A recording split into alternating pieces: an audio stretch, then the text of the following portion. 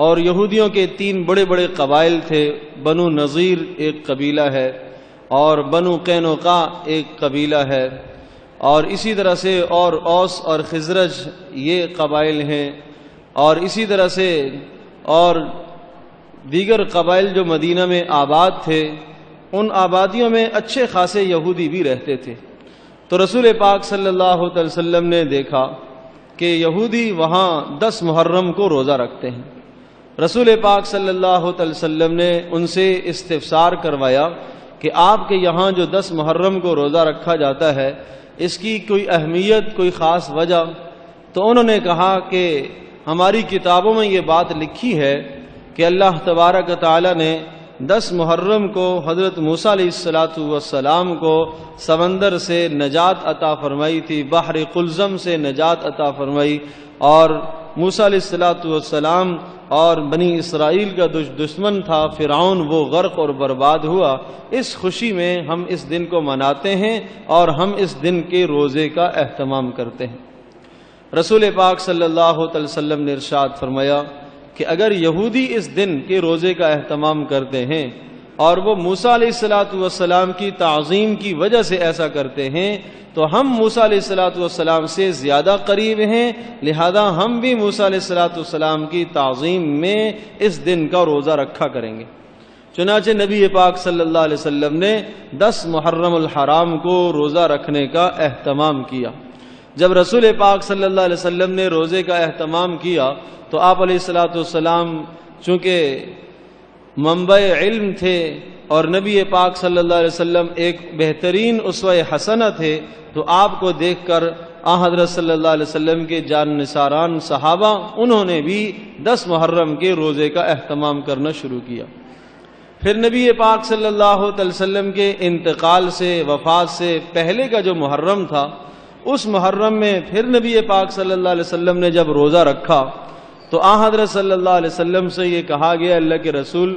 آپ یہود و نصارہ کی مخالفت کیا کرتے ہیں، اور جب 10 محرم کو یہودیوں کے یہاں بھی روزہ ہے اور آپ بھی اس روزے کا اہتمام کرتے ہیں، تو کیا ایسا تو نہیں ہے کہیں یہودیوں کے ساتھ شباہت لازم آئے؟ اللہ پاک نے آپ کو جو دین دیا ہے وہ کامل ہے،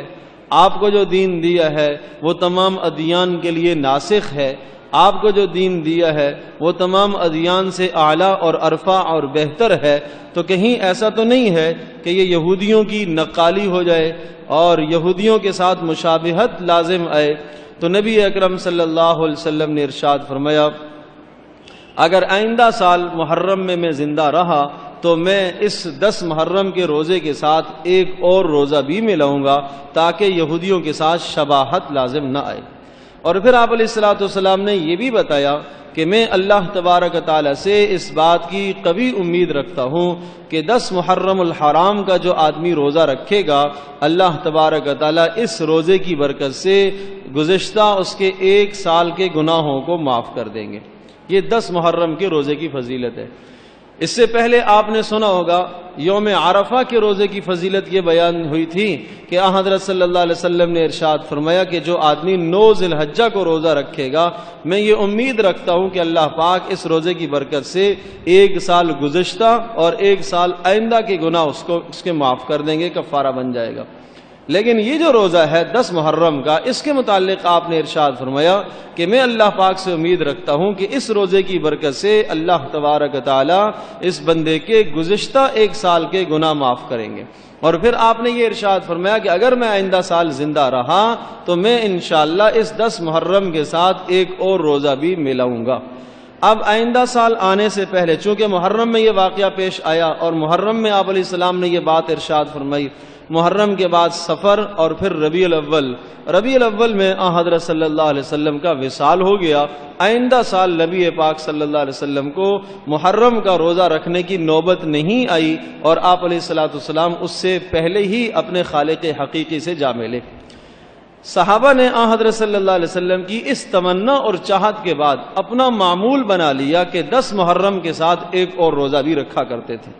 حضرت عبداللہ ابن عباس رضی اللہ تعالیٰ عنہما کا ارشاد ہے، اور مسلمانوں کو وہ تلقین کیا کرتے تھے کہ اب آپ کی مرضی ہے 10 محرم کے ساتھ ایک روزہ اور ملا لو، چاہو تو 9 کا ملا لو، چاہو تو 11 کا ملا لو، جو آپ کو سہولت ہو، دونوں میں بات ٹھیک ہے۔ اصل جو بنیاد ہے وہ یہ ہے کہ تاکہ یہودیوں کے ساتھ مشابہت لازم نہ آئے، تو اگر آپ 9 اور 10 کا رکھتے ہیں جب بھی درست ہے، اور 10 اور 11 کا آپ رکھتے ہیں تو جب بھی درست ہے۔ دونوں صورتوں میں یہودیوں کے ساتھ مشابہت لازم نہیں آتی، ان کی مخالفت ہو جائے گی، اور نبی پاک صلی اللہ علیہ وسلم کی منشا اور مراد یہ تھی۔